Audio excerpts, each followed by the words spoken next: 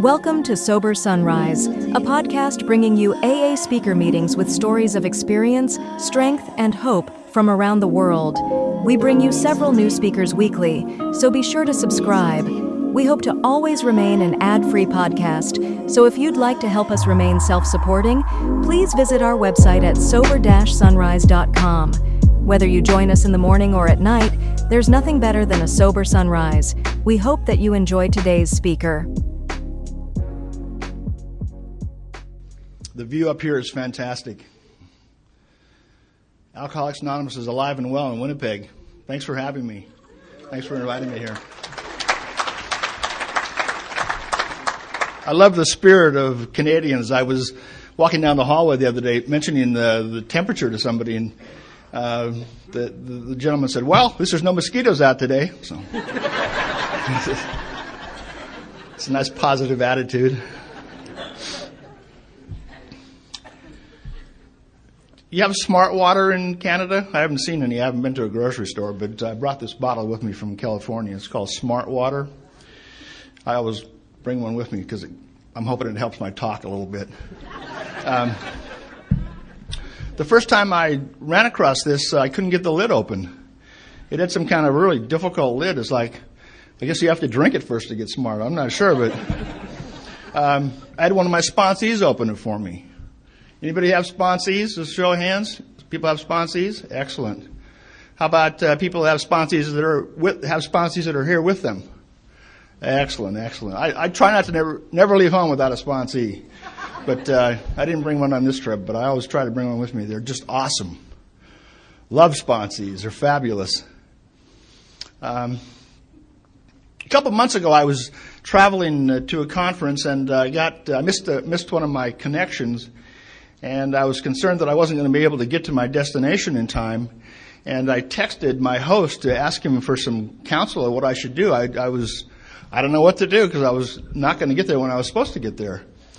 And I knew I was going to a good AA group when the guy texted me back. He says, read page 449 and go to a meeting. So that's two secrets of AA. I've only been talking for a couple minutes. You want to stay sober? Intensively work with another alcoholic. And if you have a problem, the solution is always spiritual. So if you doze off, at least you got something to take with you there. If you get done listening before I get done talking, that happens sometimes. But I got thinking about this smart water a little while ago, and I was looking back at my drinking, and I thought, boy, it sure would be nice if whiskey had different kind of labels on it. So when you went to the liquor store, you knew what kind of whiskey you were going to get. Instead of now you don't know what you're going to get when you drink this stuff. I mean, you might get Dr. Jekyll and Mr. Hyde whiskey. You might get puking and going to jail whiskey. I used to get some of this dial-in whiskey where you call people up in the middle of the night, don't want to hear you.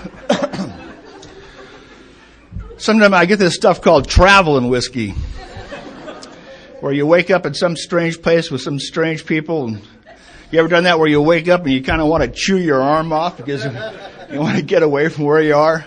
It's like, I thought it was a girl.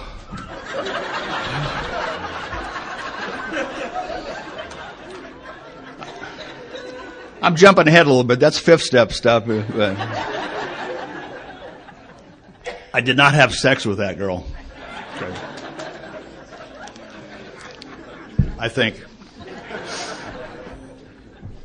The stuff that I really like, or you get, sometimes once in a while you get a bottle of smart whiskey, where you go home and you start analyzing some problem you have and start taking some notes, and you solve all the problems in the world, and you wake up the next day and you can't read any of it. But the stuff I really like I call it plucking whiskey, where there's a story in the back of the book where this guy's standing at a bar, and all of a sudden he's magically plucked from the bar and thrust into some position of power and prestige. I drink a lot of that stuff. I love that stuff. I lived in this fantasy world all the time. So that describes my drinking. I'm a puking, going to jail, traveling, dialing, Dr. Jekyll and Mr. Hyde, a guy that thought whiskey made him smart. So that covers it. The other thing I like doing besides drinking is I like thinking. And I like doing them together, thinking and drinking. Drinking and thinking and thinking and drinking and drinking and thinking. And Einstein has a saying I like. He says, none of your current problems can be solved by the thinking that created them. I can't solve my problems by thinking about them. I was in a meeting last week, I think it was, and the topic, it might have been our thinking, and someone said they had this hamster cage in their head. I'm thinking that would be really good. I got a shit-slinging monkey in my head.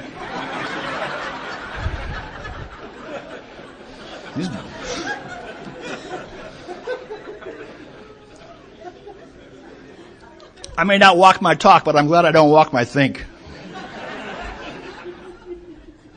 Have you seen these 20 questions for whether you're alcoholic or not? Most people have run across them. You can take those same 20 questions and use them for your thinking. Is thinking causing you problems at home? Do you have trouble sleeping because of your thinking? Would your life be better off if you stopped thinking? Yeah. You can see why a guy like me needs a sponsor. I got a sponsor. His name is Jack. And Jack teaches at an air traffic control school.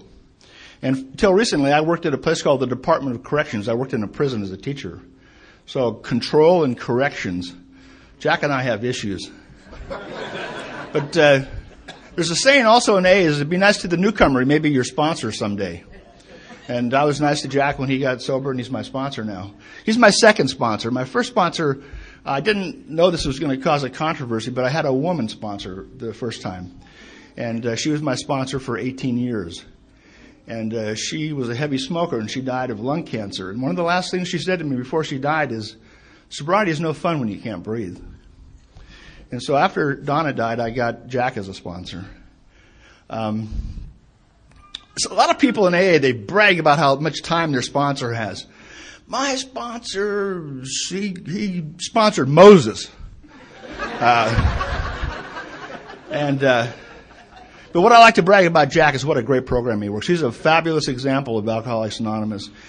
His life's not perfect, but he applies these principles in his life. And the best sermon is a good example, and Jack is an awesome example for me. Abe Lincoln has a quote that I like. He says, it doesn't matter how tall your grandpa was, you have to do your own growing. So, one of the best examples I heard of why it's a good idea to have a sponsor, some newcomer was at the meeting outside, and somebody asked him how long he'd been sober, or what his sobriety date was, and the guy says, which one? And he says, I haven't had meth for about 3 years. So I got 3 years off meth. And I haven't smoked a joint since I was in Mexico about 6 months ago. So I got 6 months off pot. And I haven't had a drink for 90 days. But I had a beer last night, so I guess I have 89 days today. It's called newcomer math. So I only have one sobriety date. It's the only one I've ever had. It's December the 6th, 1982. And thanks. Clapping for an alcoholic who quits drinking is like clapping for a cowboy with hemorrhoids who stops riding his horse.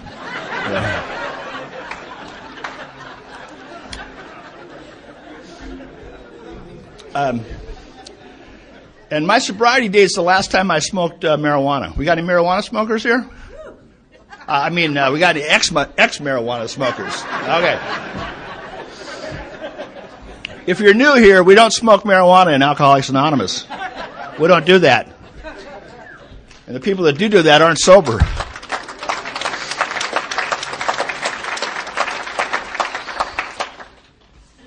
I was smoking marijuana because I had a problem with alcohol. I got to a point in my life where I could clearly see that alcohol was causing me some problems, and I didn't like the problems. And I wanted to quit drinking. Maybe what I really wanted to do is I wanted to quit having the consequences of drinking. I'm not so sure I wanted to quit drinking, but I didn't want the consequences of drinking anymore. And I hadn't found you yet, so the best idea I could come up with is I'm going to smoke marijuana because my problem is alcohol. So I started doing that. And I'd quit a lot of times before, but this one particular time I was able to stop drinking. I was a gardener, and I had a a really nice patch of marijuana growing, and I had shopping bags full of this stuff. And I quit drinking. And I thought I was okay because I thought my problem was alcohol. So I went on my way. I stayed stoned all the time. Before I got out of bed in the morning, I was smoking marijuana. Not addictively. And during this time that I was not drinking, my sister came to AA. Because we have a family disease called alcoholism, and she has it, and she came to AA.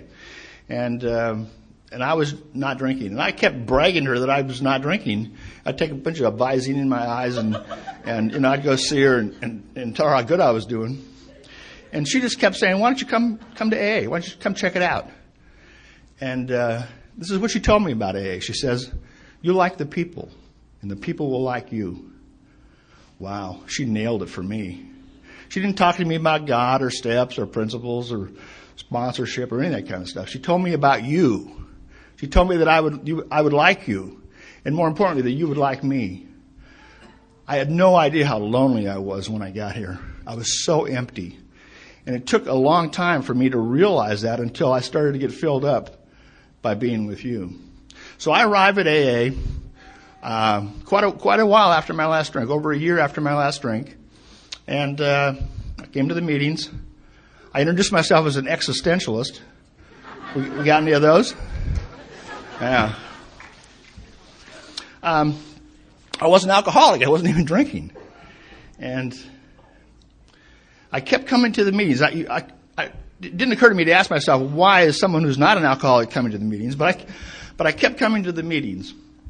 And I'm so happy and grateful that there was no sign in any of the clubs that I went to where it said you had to be an alcoholic to be there.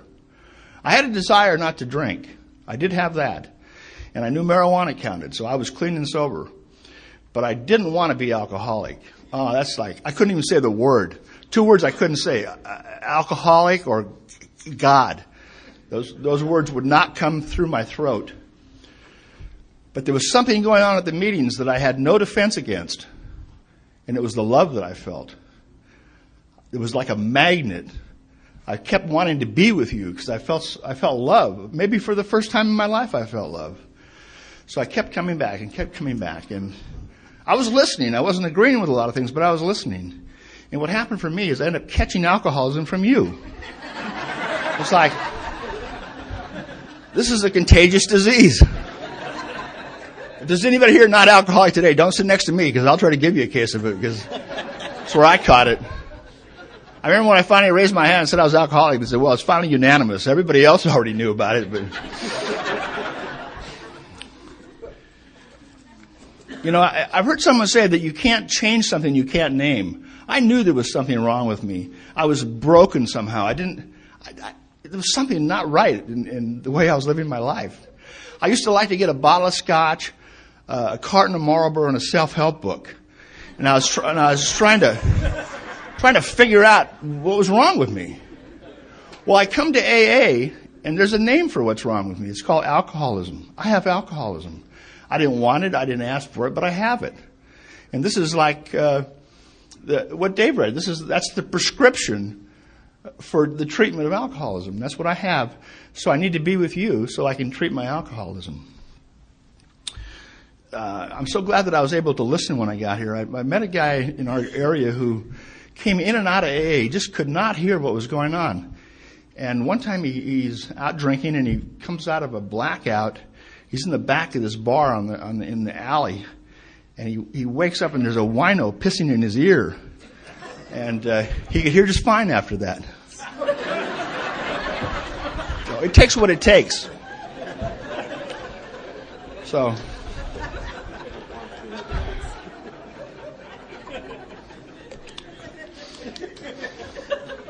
I get to AA, and I think, who? I got a guy that I sponsor. I said, the last thing I did, I have alcoholism, but the last drug I took was marijuana. I sponsor a guy whose sobriety date, it's the last time he did nutmeg.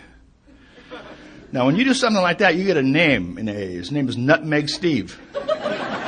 And I started meeting all these characters Like there was a guy named Machine Gun Tony and Boxcar Bill and SWAT Team Ron and Dumpster Don and Booger John and Pea Bed Ed. So, these people are going to help me? I like, hello? I don't think so. And then I started hearing all the things that people did to try to control and enjoy their drinking. People get married to help them with the drinking, or they get divorced, or they join the army, or I did something called rebirthing one time, where people go to Est, or Dianetics, or Oprah, or Chopra, or I sponsored another guy. You can't make this stuff up. He joined Amway to help him with his drinking. He somehow thought that was going to help. You know. So I'm going to AA. Somebody says to me, you have an allergy. You have to go to meetings the rest of your life. I think, really? I'm thinking, my dad had an allergy to bananas. I never saw him eat a banana in his whole life. He didn't go to BA. There's no such thing called Bananas Anonymous. The reason is bananas didn't talk to him. He just quit eating bananas. Alcohol talks to me. Maybe it talks to you, or it used to talk to you. Oh, come on, sweetheart. Let's have a drink. It's going to be so wonderful. Oh, your team lost. Your team won. It's Sunday. I mean, it's like it's always chattering with me. I loved alcohol when I started drinking. I'd still be a virgin if it wasn't for alcohol. Anybody else relate to that? And it starts off that way, but it ended up, in the end, it says, alcohol said to me, get in the car, bitch. And I got in the car. I did what alcohol told me to do. And bananas don't do that to people. So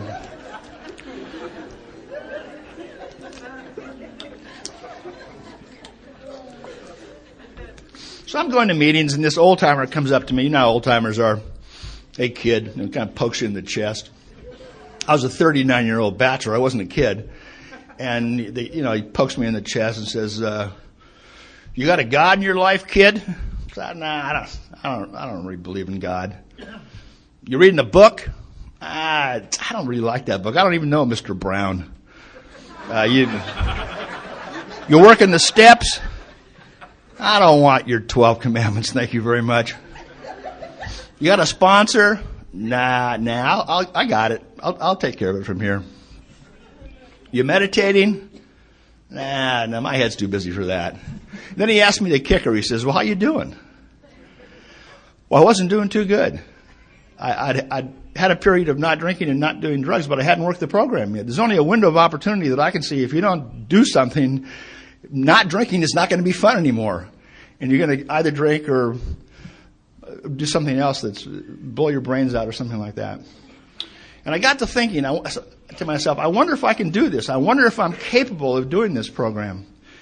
And I looked back at my drinking, and I thought, I can follow a path. I know how to do that. I had a rut back and forth to the liquor store. I know how to completely give myself to something. I completely gave myself to alcohol. I had a higher power. It was alcohol. I never went into the liquor store, read the labels, walked out and say alcohol doesn't work. I drank it. You have to drink alcohol for it to work. And just like that in AA, you have to do this for it to work. If you're here now and you haven't worked this program and you go back and go to the bartender and say that AA doesn't work, please don't do that, because you don't know if it works or not because you haven't worked it. I also understood that I can't get drunk on yesterday's alcohol. I have to drink today to get drunk today. And sobriety is the same thing. I've got to do something today to stay sober today. So I thought, I can do this. I can, and I also had a feeling that you weren't all lying to me at the same time. Your life was way better as a result of the work that you did here, and I thought, I want that in my life. We say, if you want what we have. And when I first got here, it was like, well, I told you some of the names of the people. I said, well, what do you have, And I realized pretty quickly, well, you don't drink. That's pretty special for an alcoholic. And then I was here a little longer, and I realized not only you don't drink, but you like not drinking. You're happy not drinking. That's a big step from just not drinking. And then I was here a little bit longer, and I realized what you really have is relieve me of the bondage of self. That's the magic of AA.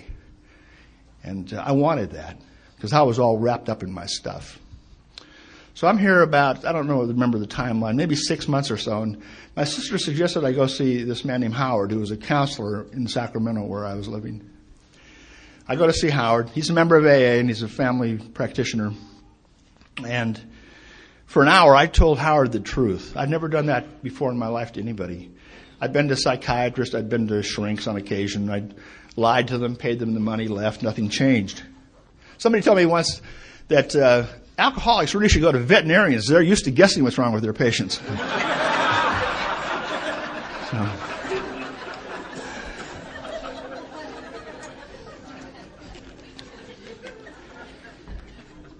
So I snot cried in Howard's office for an hour telling him the truth about myself. I described my drinking as very sleazy. I had a lot of shame, a lot of guilt, a lot of secrets. I had a double life. I wore a tie in the daytime, and I drank in places where your feet stick to the floor at night. And I didn't want people to know who I was or what I was, and I moved around a lot. And so I told Howard the truth about myself. And at the end of the hour, he got out a piece of paper, and he wrote, prescription, get on your knees and pray. And he gave me that, and I gave him $50. It was like a $50 fifth step with no fourth step. And I started to do that. Didn't even believe in God. But I said, God, what do you want me to do? And give me the power to do it. And at night I'd say, thank you. And Howard gave me a number of a woman who gave me a number of another woman who was Donna. And I called Donna on the phone and asked her to be my sponsor, and never had met her before. And I agreed to work the steps, journal in a book, and read my journal to her once a week, and go to at least 4 meetings a week. And I agreed to do that. And about the same time, I bought a new car. My life was starting to get a little bit better. I had an alcoholic truck prior to that. I saw one yesterday here in Winnipeg. A cracked windshield, door panels a different color, bumps all over, tires are bald, springs popping through the seat, somebody else's tags on the back. Just a piece of junk truck. And one of the reasons I believe that I was so lonely is because I would not have wanted to go out with a woman who would have gotten in that truck. It's like, I think Groucho Marx, somebody said, I would not want to belong to a club that would have me as a member. It was kind of the same thing. So I have this new car, and I called it my sobriety car because it was a gift of me being sober. And I started to go to a lot of meetings. I was trolling. I wanted to have a date, and because I was so lonely. And I don't know if anybody's planning on using AA as a dating service. I'll say the odds are very good, but the goods are very odd.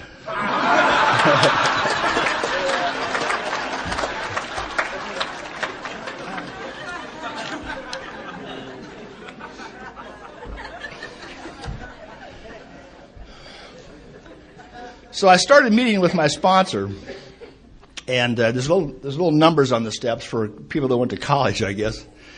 So I went back and I started going over my life, and I looked at my drinking, and it was real clear to me when I took a drink I couldn't stop, and when I wasn't drinking I forgot that or didn't understand that. And one experiment that I had that really resonated with me is one time. I didn't want to be alcoholic, so I'd have these experiments once in a while to prove to myself that I wasn't alcoholic. So one of my better ones was I decided to quit drinking for 30 days. An alcoholic couldn't do that, I thought. I don't know what an alcoholic was, but I thought they couldn't do that. So I quit drinking for 30 days. And at the end of 30 days, I had a glass of wine to celebrate not drinking for 30 days at noon. And I was in jail at midnight that night. That's powerless over alcohol. I don't have the power over alcohol. But there's a second part to step one. I call it step one, part B, that my life is unmanageable. And I think a lot of the reason my life is unmanageable is because I couldn't accept that I was powerless over alcohol. I'm not a good manager of my own life. I need some power in my life to manage my life because I screwed it up. And I found that power in AA. And my life looks manageable today because I'm not managing it. But one of the things that I do that helps me to remind myself of that is I don't ask the question why. Why is a management question. Why, for me, is asking for an argument with God. I don't want to argue with God. So what I do, rather than ask myself why, I ask myself, what am I going to do about it? Not why am I alcoholic? That's a bad question. The question is, what am I going to do about it? That's a good question, because I can get into the solution that way. Because when I'm fighting reality, if I have a problem nowadays, which I rarely do, I mean like a real problem, it's almost always step 1, part B, where I think I'm the manager. Something's going on in my life that I don't like, and I want it to be different than it is. That means I'm fighting reality. If I fight reality, I lose, but only 100% of the time. So I try to stop doing that. Step 2, we all have stories, crazy stories of stuff we've done when we were drinking. And I've got a few, I'm sure you've got a few. But what I realized about step 2 was the craziest thing I ever did, I did sober. I picked up another drink. For a guy like me to pick up a drink, I'd have to be crazy to do that. So that for me is step 2. I've been restored to sanity. I worked in a prison for 15 years as a teacher. And it was a men's prison. There was 6,000 men in this prison. It's like a city. It was a huge place. And I asked my students over the 15 years that I worked there if they'd ever been in AA. And guess what? Probably 80% of them had been in AA, maybe more. Most people in prison have been to AA. They certainly know about AA. Then I asked them another question after that. I said, were you ever in AA and had a sponsor in AA? And worked the steps in AA? And had service commitments in AA? And during that time that I was in the prison, I probably had 20, 25 guys that said yes to those questions. Every one of them, every single one of them told me it was the best time of their life. It was the best years of their life. Well, then I asked them, well, what are you doing in prison? What was the answer? They stopped going to meetings. So for me, I go to meetings so I won't go crazy. Because people that stop going to the meetings go crazy and then they drink again. And also when I go to meetings, I get to find out what happens when people don't go to the meetings. They go crazy. So I stay in the meetings so I don't go crazy. I get to step 3 and I'm thinking, I go to my sponsor and say, well, this is as far as I can go. I don't believe in God. I was saying a prayer, but I still didn't believe in God. And I said to my sponsor, this AA is just full of contradictions. This doesn't make any sense at all. And she says, what are you talking about? I said, well, in the literature I read something about the problem of the alcoholic is in his mind. I go to a meeting and there's a sign on the wall that says, think, think, think. So, somebody else says, and also in the literature, one of the indispensables of recovery is honesty. Someone else says, fake it till you make it. Someone says you have to give it away to keep it. That doesn't make any sense. Tell that to your bank manager.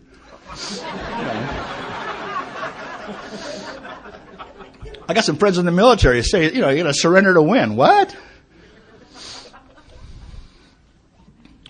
People say if you don't remember your last drink, you haven't had it. The book says you can't remember the degradation and suffering from a couple of weeks ago. Taking a trip, not taking a trip. Recovering. We're not bad people trying to get good. We're sick people trying to get well. Why do we have to do a moral inventory? People with cancer don't have to do a moral inventory. Don't make any major decisions the first year. But turn your will and your life over to the care of God as you understand. That's a major decision.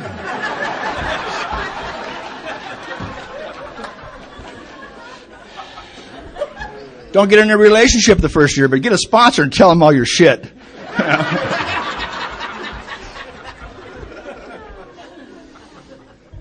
God could and would if he were sought. On the page prior to that it says, may you find him now. Do you have to find him or can you just look for him? Alcohol, cunning, baffling, powerful. There is one who has all power. That one is God. Well, if God has all the power, how could alcohol have the power? That's the kind of stuff I think about. It's like, I'd rather argue about something than do anything.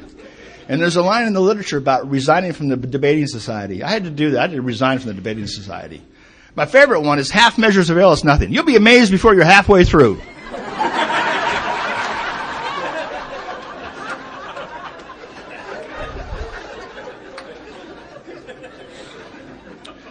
So my sponsor says to me, well, maybe are there any contradictions in your life? She asked me.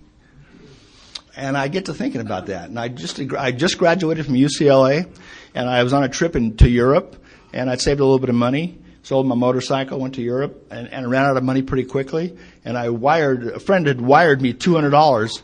I was just outside of Munich someplace. I got the money at noon. I woke up the next morning and the money was gone. And I was going to say, I don't know what happened, but I know what happened. I got drunk. And I guess I played the big shot. I could have lasted a couple of months on that money. And I got to thinking, there's a line in the literature about it. In a lot of ways, we're normal, except when it comes to drinking. And I'm thinking, I've never gone into a grocery store and say, hey, can I buy everybody a loaf of bread?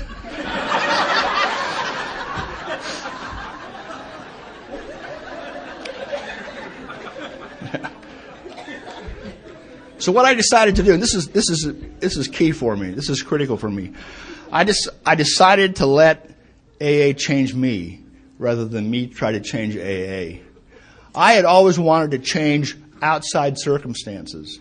I never dawned on me to change myself or to work to change myself or to ask for help to change myself. And that's for step 3 for me was a decision. The word decision was key for me. I decided to work the AA program. Still didn't really have this clear understanding of this higher power, but I plugged into the power. It's like in my kitchen, I've got a toaster and a microwave and a stove and a refrigerator and coffee maker and all those kind of things. And none of that stuff works without the power. You have to plug it into the power. You don't have to understand electricity to use electricity. You just plug into it and it works. And AA is the same way. We have a power here that you plug into and it works. So I made a decision to do that. And then I launched on this. Launch is too strong a word. I started fiddle-fatting around and working the steps. And I got to 4. I didn't have a lot of resentments that I knew of, but I had a lot of hate in my heart for my father. I hated my father. He was a drunk. He was a mean drunk. And there was a period of maybe 6 or 7 years where I wouldn't even talk to him if I saw him. And I put his name at the top of a piece of paper, and I started to write about the pain that I felt as a child. And I started to cry and sob, and I called my sister and talked to her about some things that had happened. And I called in the sick to work that day, and I just spent the whole day just kind of sobbing and writing and talking and crying. And something happened that day. Something inside of me melted away about my animosity towards him. And I could see him as spiritually, he was a sick man. And something healed for me that day. And I did a fears list. It was longer than I thought it was. I didn't realize I had fears. I had women on that list. I was afraid of women. Maybe that's why I was a bachelor at 39. I was certainly afraid of being intimate with anybody. And I had God on that list. And those relationships are difficult when they're based on fear. And I did my sexual inventory. It was, as I mentioned, it was pretty sleazy. But I didn't leave anything off. I was as honest as I could be. And that to me is the key to the 4th step. Is I didn't purposely leave anything off of it. I go to do my 5th step. It's kind of a rainy day in November. My sponsor notices a lot of trash on the street where we're going out to where I used to grow pot where we're going to do my 5th step. And I do the 5th step. And it was like my life had been a garbage can, and I just kind of tipped this garbage can out. And on the way back, we saw a rainbow. And it touched me deeply that I thought I'd thrown my life away. And I shared it with another human being, and I see a rainbow. And there's some wonderful promises in the book. I think they're on page 75 of the 5th step. Those things happened to me. I felt, I was excited about my sobriety that day. I felt like I was starting to have a relationship with the Creator, and I was doing what you did. I became a member by being willing to do some stuff that was very scary and difficult for me to do. But I wanted what you had. 6 and 7, very deceptive. A couple little paragraphs there. Oh, this is easy. Well, about that same time, that all that trolling I was doing was successful, and I met a woman named Betty, and we got married. And we had a little AA marriage. And when we were dating, my idea of a date was to go to a meeting someplace. And it's about the best I could do. And I'd be walking her to her door, holding her hand after going out with her, and I didn't know whether to kiss her or say the Lord's Prayer.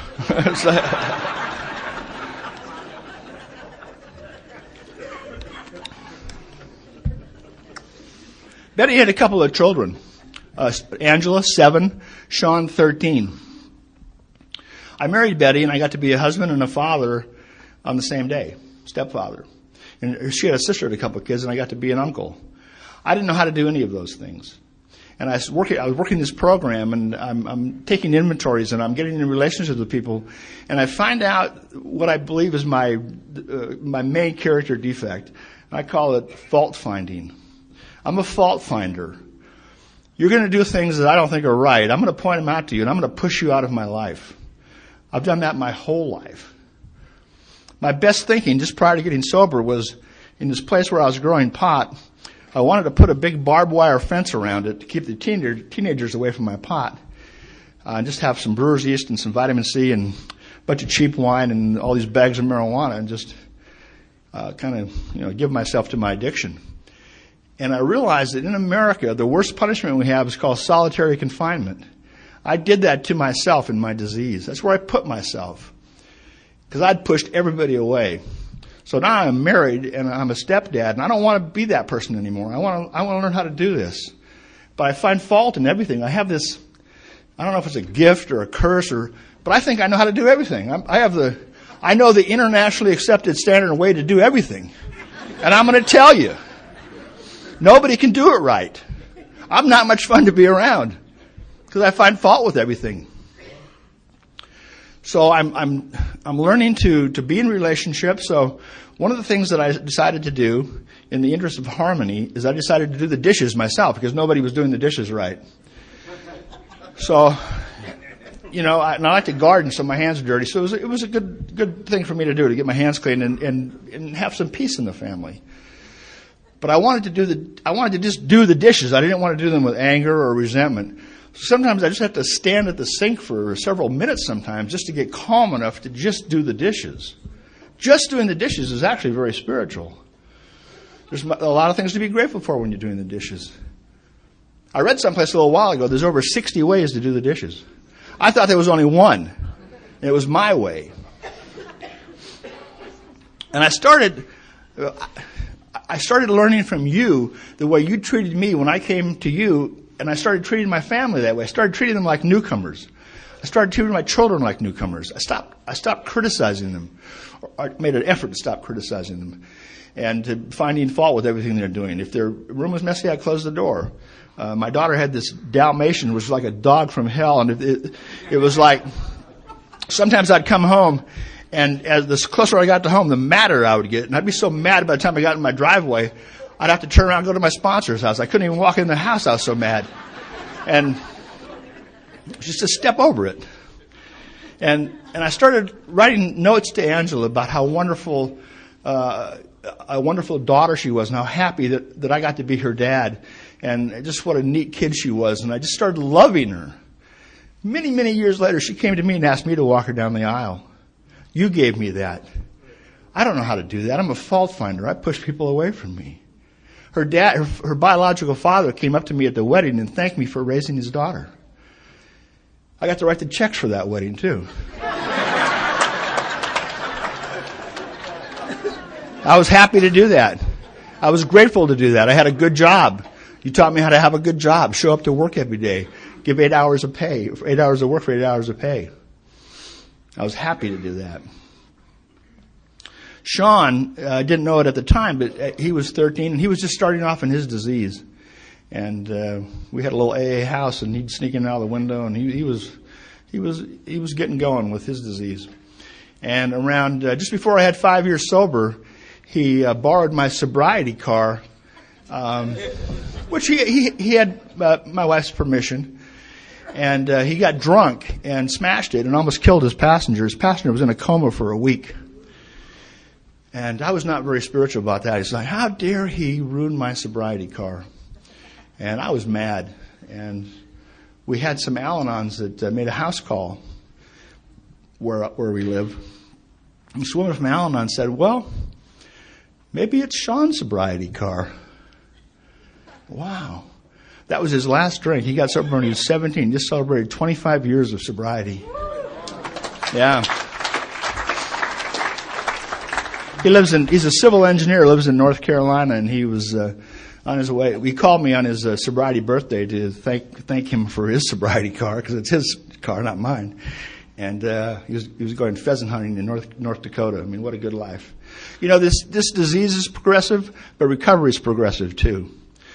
Betty and I believe that we were better parents we parented better than our parents did, and I can see that Sean is a better parent than we are. And my daughter Angela is also a better parent. I have 5 grandchildren, and Sean met a girl who got sober when she was 16, and they both have master's degrees, and they're both sober over 20 years, and so recovery is progressive as well. Step 8 was pretty easy. I just made a list. I'd moved around a lot. There's a lot of people, I don't know who they are or where they are, but I'm certainly willing to set the record straight if I can. I think the people that I hurt the most were my mom and my dad. I have a couple sisters, but I don't think that I did a lot of damage in my relationship with them. My mother particularly. I mean, I was a neat kid. I could have been a contender. As a little kid, I had just a lot of life in me, and it just alcohol just cut me off at the knees. It gave me wings, and then it took the sky away. And I got to be a good son to my mom. And my mom died the same when I had 5 years of sobriety. My mother died that year. Sean smashed my sobriety car and almost killed somebody. And my Betty's sister was killed in a car accident, and one of her children was paralyzed. All that happened within a 6-month period when I had 5 years of sobriety. But I was in the middle of AA then. I was right in the middle. And you just surrounded yourself with me and loved me and got me through that. And I'm so thankful for that. My dad, he was in a period of his life where he wasn't doing too well, and I invited him to come and live with me. He moved into my house. I will let him stay forever. He was welcome to stay forever. He was there for maybe 3 weeks. He got mad at something somebody said, and he says, I'm out of here. And he died a very lonely man. He was a Faultfinder. He just died a very lonely man. But the amends that touched me the most I think there were a couple of financial amends. One was really kind of silly. One was for $10, one was for $5. The $10 amend, I'd gotten too much change in a restaurant one day where I went to I was secretary of a step study meeting, and we used to go to this restaurant for lunch, and I got $10 too much one time, and I just put it in my pocket and think, you can't count, it's not my problem. A couple of weeks later, the woman said she was selling the place, and I think, I got to give the money back. I'm trying to live this more spiritual life with principles, and I need to give the money back. And I asked if I could talk to her, took her aside, and said, I got too much money the other day, I want to pay it back. And she said, are you sure? And I started to cry. I was a macho guy in a restaurant, and I think, oh, man, it was the best $10 high I ever had. It really helped me pay the IRS back. It took a little longer for that. The $5 amend, Sean moved away to school. He went to San Diego State. And he calls me up about 2 years after this car accident and told me he'd been stealing money from me and he wanted to pay it back. And I had been a waiter then, and I had a jar of coins. I used to throw my money, the coins in this jar. And I looked in the jar, and it was like all nickels and pennies. He'd taken all the quarters and dimes out of it and was buying pot or whatever. And he wanted to pay me back. And I got so excited about that because, you know, we look at the steps and say how it works, and we look at the traditions and say why it works. And we look back at the steps again and say when it works. It works when we do step 9. That's when the power of this program really comes to life for us. And Sean was doing that, and I was so excited for him. In fact, I decided to send him $100 because I was so excited. So I wanted him to sense the spiritual power of what he was doing. And I sent him $100, and a couple of weeks go by, he sends me another $5. And then I sent him another $100. And all of a sudden, the 5 started coming really fast.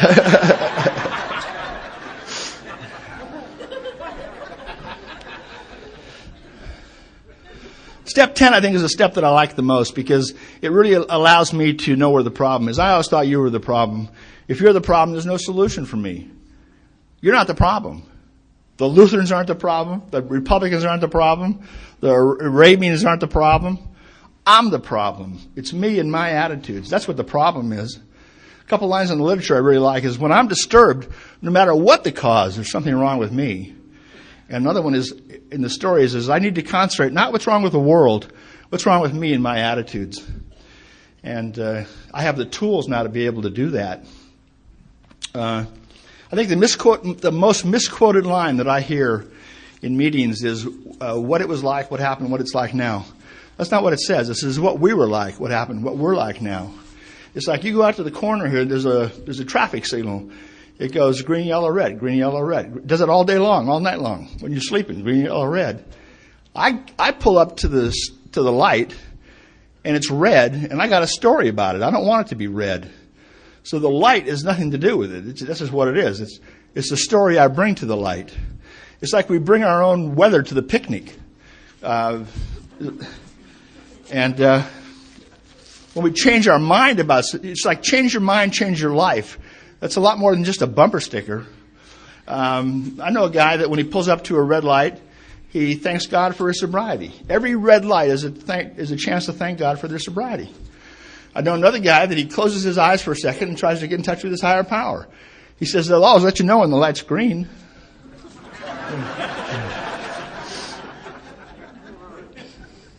When you change the way you look at things, the things you look at change.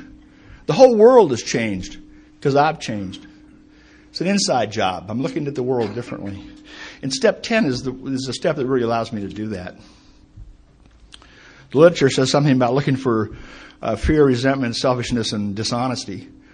And those are all, fear is not getting my way in the future, resentment is not getting my way in the past, and dishonesty is not getting my way now. So it's a relieving me of bondage of self thing. 11, I read something that I really liked. It says sought, we say in the literature, sought through prayer and meditation. And this article I read said sought by paying attention. When I pay attention, I'm where the power is. Because the power is right here, right now. It's not anyplace else. I love it at meetings. I go to a lot of topic meetings, and every meeting I go to, about halfway through, someone will be called on to say, what's the topic? And I say, it's paying attention. That's always the topic. I don't know if you've heard this announcement like, now hear this, now hear this.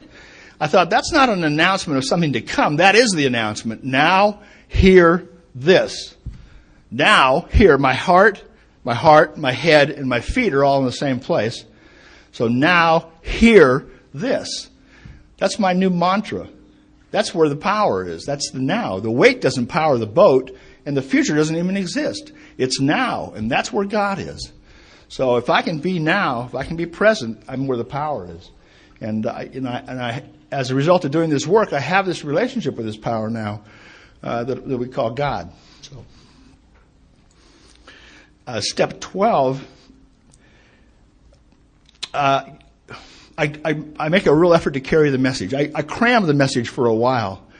I had the opportunity last night to go out to Rockwood and carry the message locally to the guys there, and that was a real honor. And I love passing out CDs, and I thanks for the work that Roger does. And it's a great way to carry the message, to allow newcomers to hear our stories, and when they're driving around.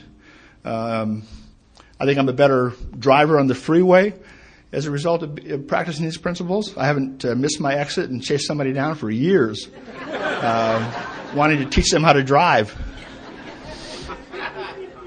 I heard a story about Chuck Chamberlain that as he was getting older, somebody wanted to pick him up and take him to a meeting. He wanted to drive himself, and the person that was picking him up says, "Oh, it's a jungle out there, Chuck. I need to take you there." And said, Chuck says, "I only have to drive the one car. I don't have to drive your car as well. Let you do that." But the main thing about 12 for me is that I've woke up.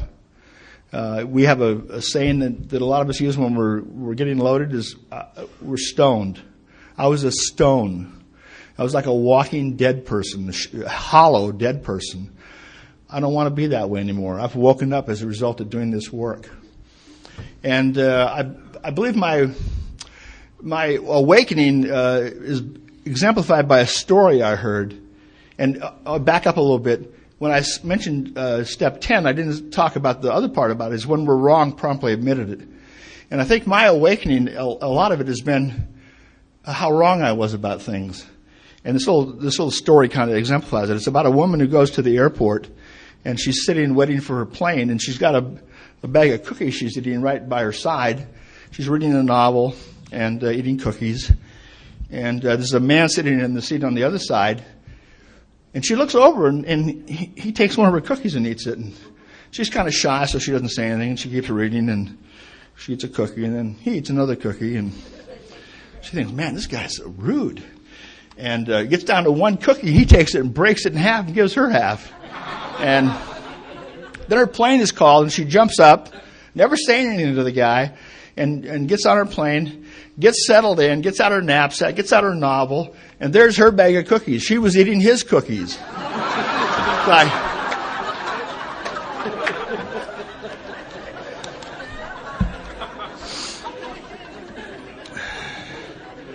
It's like, oh, I was wrong.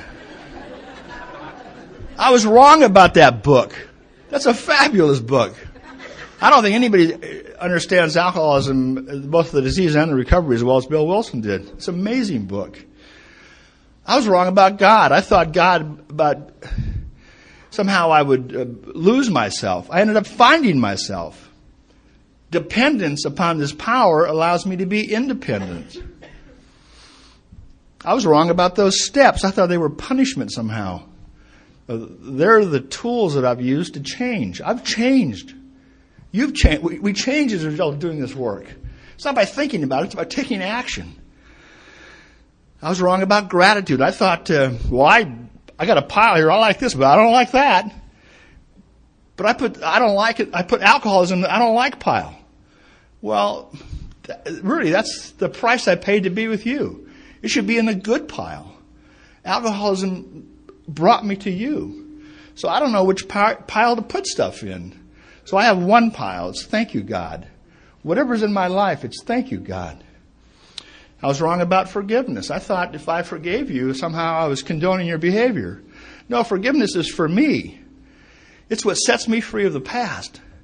I don't have to live in the past anymore. And when I can forgive you, that allows you to forgive me. I realize that anything I want, I have to give away. I give away my sobriety, I have more. I give away my money, I have more. I give away my time, I have more. I give away my love, I have more. I thought I couldn't trust you. No, it was me I couldn't trust. I thought I wasn't getting enough love. No, I wasn't giving enough love. I was taking and taking and taking. Everything was gone. And now I give and give and give, and my life is so rich and so full. I had everything backwards. It's like there's a little thing called the set-aside prayer in the 4-step. It's like, let me set aside everything I think I know about the book, about the steps, about God, about you. Let me have a new experience. I don't know what I don't know. But I know there's things still that I don't know. And I don't know what I'm wrong about still. So I need to really keep an open mind. And that's my awakening. That's that I said, oh, wow, I had everything backwards. During the years that I've been sober, I spent at least 15 years teaching a DUI class and at least 15 years working in the prison system. And for a short period of time when I was going to college, I worked in a mortuary. So I know where alcoholics end up. And we call it the passing parade in AA. And I see sobriety it's like an escalator. And the escalator is going down, but I want to go up. And I'm on the escalator, but I've got to keep walking up or I go backwards. And there's no going backwards in AA. There's no coasting in AA. You're either going towards a drink or away from a drink. So I thought, some people, it appears to me like they work the steps backwards. I just want to show you what I think that looks like real quick. 12. I have principles. It's dog eat dog world. If I don't get mine before you get it, it's not enough to go around. 11, I have a prayer. It's me, more, now, amen. I take inventory of yours. 9, I'm not gonna pay the money back. I'm gonna skip 9. 8, I got a list. It's a shit list, and your name's on it. 7, Humility is not one of my faults, but if I had one, that's the one I'd choose. 6, I'm willing to do it my way. I love that Frank Sinatra song. I did it my way. 5, I'm not copying anything, even if you have pictures. 4, I can never get a break. It's like I live in this town called Pittyville, population 1. It's like a shit fairy that follows me around, is always dumping on my head.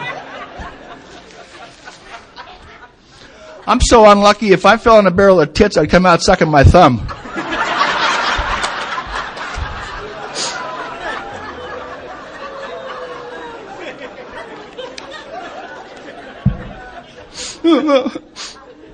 Three, turn my will over to God. What if he screws my life up?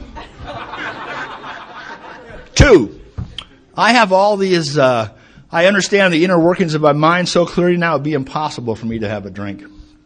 I have all this self-knowledge. 1, I wonder if I quit too soon. I think I'll have a drink. When I have a drink, click, click. Handcuffs. When they put handcuffs on you, they're saying you can't even be trusted with your own hands. Go to jail, empty your pockets, sir. Here's my sobriety coin. I keep it with my money because when I don't have any sobriety, I don't have any money. And there's a little saying on the top of this that says, to thine own self be true. I won't need that. I'll be lying to myself so fast I don't have any need for that. Car keys. I have a little emblem of a camel. Camel starts its day on its knees. It goes 24 hours without a drink. House key. I was shitting in a bucket when I got sober. I didn't even have a house. I won't need that. Here's a coin I have that a friend gave me. I seek strength not to be greater than my brother, but to fight my greatest enemy, myself. Won't need that. Wedding ring, that'll come off. I'm a little chubby since I quit smoking 25 years ago, but price of gold, I'd probably be at least one good drunk when I get that off.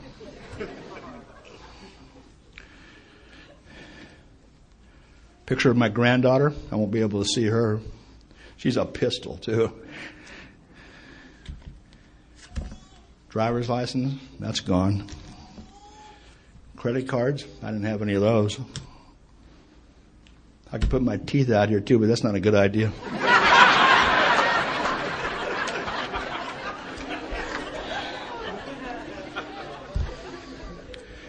Everything in my life that's good